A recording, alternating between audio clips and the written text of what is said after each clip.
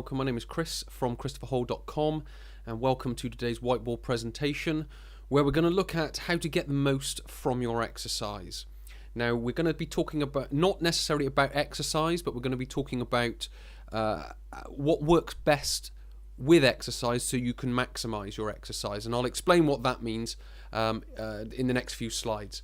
The two sort of parts of it, the two slides, we're going to look at some anatomy because that's going to help us understand what exercise is, what recovery is, and then we're going to then look at, on the final slide, we're going to actually look at, what you need to do. What steps do you need to take? What is recovery? What practically do you need to do each day or before a training session or after an exercise session or whatever it might be? What do you need to do? What is recovery? What is this thing called recovery that I'm talking about? But as always, before we get on to that, we've got my social media channels. We've got Twitter at Christopher Hole. On Facebook, it's Christopher Hole Training, and Instagram, it's Christopher Hole. So please come along there, like and follow, follow and share different posts. It'd be great to answer any of your questions as well. So yeah, please do come along, like and follow. It'd be great to have you there. Alternatively, come to the website. If you're in and around Bristol, go to christopherhole.com/workshops. And I run a workshop 2 or 3 times a year called Pain to Performance, which is all about injuries. It's all about rehabilitation and then getting back to fitness. So it's that whole journey from injury back to fitness. It's a mix of like theory and practical. So it's practical. We talk about core strength. We talk about movement. We talk about foam rolling and stretching and so on and so forth, and we do little workshops throughout, but we also intertwine that with some principles of injuries and fitness and rehabilitation as well. So back to today's topic, which is how to get the most from your exercise. So we're talking about exercise and recovery. If we want to get the most out of our exercise, we've got to recover adequately enough. Now, what that means adequately, that doesn't mean if you spend 1 hour doing exercise, you need to spend 1 hour doing recovery, because there's different elements to it, and we're going to talk about those next. So we've got to get them in the right balance. Now, if we do too much exercise and not enough recovery, we burn out. You then start moving towards what's called overtraining. And that's something that you want to avoid, because it's something that will inhibit your exercise and your progress within exercise. So what you've got to be able to do is exercise and recover together and get a balance between the two. Because if you do the flip of that, which is too much recovery and not enough exercise, you won't progress. So if you do too much exercise, not enough recovery, you burn out. If you do too much recovery for exercise, you don't progress. So it's getting the balance between the two. And what will happen over time is you'll fluctuate between doing too much exercise. You'll start to feel fatigued and start to burn out, and then you'll come back, do more recovery, and then you'll be fluctuating between too much recovery and too much exercise, too much recovery, too much exercise. But there will be times where you'll get just the right amount and you'll be able to progress nicely. So what does that mean within our anatomy? Well, the best way that it's demonstrated and the best way that you can see it is within your central nervous system. So within the central nervous system, you've got a somatic and an autonomic. Now, the somatic side is conscious control, and I'm not going to talk too much about that at the moment because that's about habit building, habit forming, and habit changing. What I am going to talk about is the autonomic side of the nervous system. Now, your somatic side can influence your autonomic, but if we just understand the autonomic to start with, then maybe in another presentation I'll talk more about the somatic side and the building and forming of habits and how it influences the autonomic side. So you got the autonomic side. Now, the autonomic side is, as it kind of describes, is automatic. It's what's going on automatically within your body. And I've just put a few bits here on all the automatic things that are going on in your body, and I'll explain those in a second. So what then happens is you've got of your autonomic side, you've got two parts to it. You've got a sympathetic and a parasympathetic. Now, the parasympathetic is more active during rest and at night because it's there to help your body rejuvenate. Your sympathetic side is more active during the day whilst you're doing activity and exercise. So they aren't 100% in, well, sympathetic isn't 100% during the day, and parasympathetic isn't 100% during the night. They're fluctuating between the two. At some points it'll be 50-50, 60-40, 70-30, 80-20, so on and so forth. So they'll be fluctuating between the two. Now, exercise is a sympathetic stimulant, if you will, because it's a stress to the body. Your sympathetic side is a stress response. It's fight or flight. So we have to understand that. And then your sympathetic side, which is rejuvenation for the body. So you have you stress your body during the day, you rest and rejuvenate at night. You stress your body during exercise, and then you rest and rejuvenate to recover. So from a very broad perspective, that's how exercise and recovery works. They didn't just think this up as a good idea. It's all based on your anatomy. So your central nervous system, your automatic unconscious side, which is sympathetic and parasympathetic, which is active, which is passive, which is active during the day, which is active during the night. Sympathetic side is exercise, and then it's recovery at night. So when we talk about exercise, we talk about an increase in heart rate.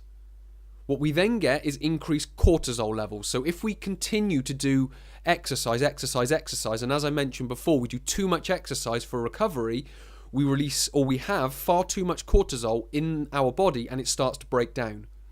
That's when you start to feel the burnout. Is as the cortisol builds up and you start to break down. What you also get is an increase in glucose, so your blood sugar goes up if you're stressed. So that's not just if you're doing exercise. If you're stressed staring at your computer trying to work out a problem or trying to complete a task that needs to be finished tomorrow, your blood glucose levels are going to go up. What you also get is costal breathing. So this is your stress breathing through the nose and the chest. It's very short and shallow, and it's associated with the sympathetic side of the nervous system and a stress response. Increase in breathing rate. Again, it's short, shallow breathing, fast breathing rate, and muscle tension. So you start to tense up.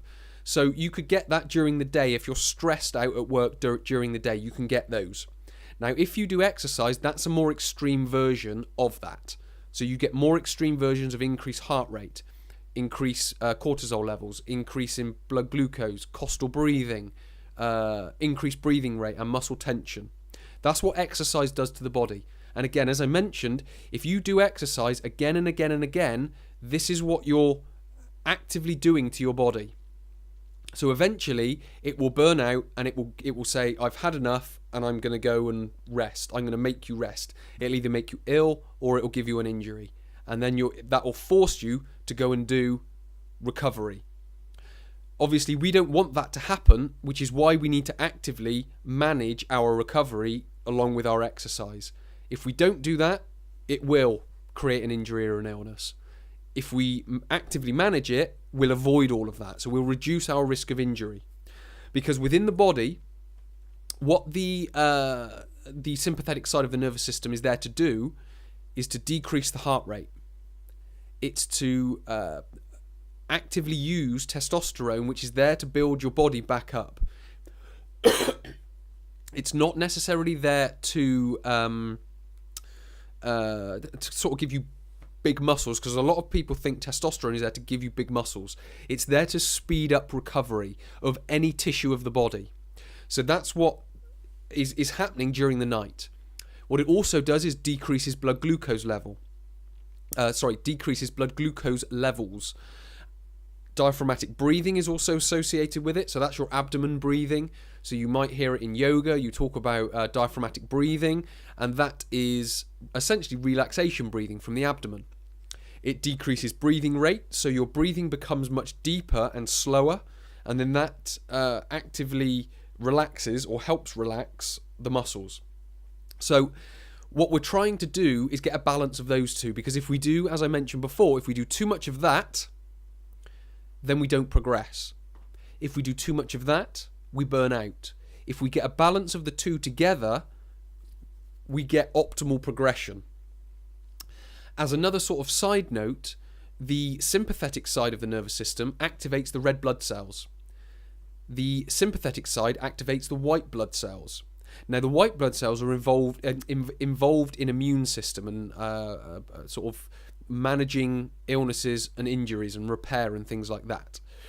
Now, again, if we're stressed all the time and we've got active blood cells, red blood cells that are going out to the periphery to manage how the muscles are working and making them work continually, that shuts down or not necessarily shuts down, but decreases the activity of the white blood cells. Hence why it can create an illness, because our white blood cells aren't working as efficiently and as effectively. But as we recover adequately enough, the white blood cells become active, the red blood cells slow down a little bit, and the white blood cells are able to go around on patrol, pick up any dirt, and then remove that, again, decreasing your risk of any illness.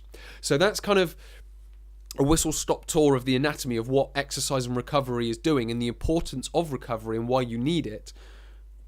So what you need to do? Well, it's very simple. Is stretch, diaphragmatically breathe, foam roll, take a hot bath, and massage. Now, there's other things you can do with regards to like diet. So eating better quality foods, eating the right amount of foods, and also managing stress levels from a psychology perspective. But when we're talking about exercise, sort of within the gym, we're talking about making sure you stretch, making sure you breathe properly when you are stretching, because when you breathe from the abdomen as you're stretching, that will help relax the muscles, i.e. then helping them stretch further. The same with foam rolling. If you can breathe whilst you're going into it, a lot of people tend to crease up on the foam roller and they tend to sort of bring tightness to the face. That's basically activating your stress response, which is having an effect. So if you can relax all of that, if you can breathe, the foam roller is going to become a lot more effective.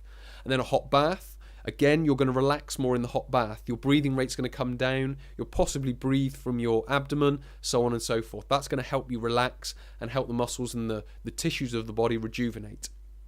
And then the same with a regular massage. That's going to help your body relax. It's going to stimulate the white blood cells. It's going to stimulate the repair process. It's going to help speed up that recovery process, and it's going to allow you to exercise that much more effectively.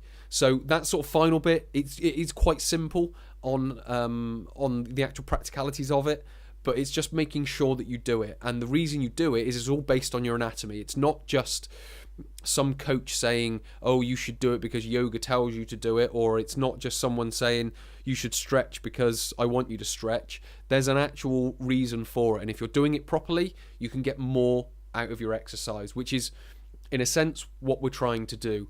Because it's not only about maximizing your fitness, it's about minimizing your risk of injury, because so many people that I work with, they come to me, they want to get fitter, but they're injured. And what I find in most of them when I screen them is that they aren't doing these 5 things. They don't stretch regularly, they don't breathe well, they don't foam roll regularly, they don't have a regular hot bath, and they don't have a regular massage. So it's about building those into the routine, because that is a fitness program. Fitness program isn't just about exercise. A fitness program is an exercise and recovery program, and being able to manage all of that all the way through a 3-month, 6-month, 12-month period, or whatever it needs to be. So hopefully this has been helpful for you. Hopefully you've gained a little bit of insight into why you need to balance your exercise and your recovery. Before I go, I will just mention my social channels again. You've got Twitter at Christopher Hole, Facebook Christopher Hole Training, and Instagram Christopher Hole. Please do come along, like and follow. It'd be great to have you there. Alternatively, if you're in the Bristol and Bath area, come along to christopherhole.com/workshops. Go on to the Pain to Performance workshop. Find out when the next one is, because I'll be talking about this kind of stuff in a bit more depth there. And I will be obviously giving you more practical solutions when it comes to stretching, breathing, foam rolling, hot bath, massage, so on and so forth. So please do come along there and get yourself onto the Pain to Performance workshop. So many thanks for listening. My name is Chris from Christopher Hole Training. I will speak to you in the next whiteboard presentation.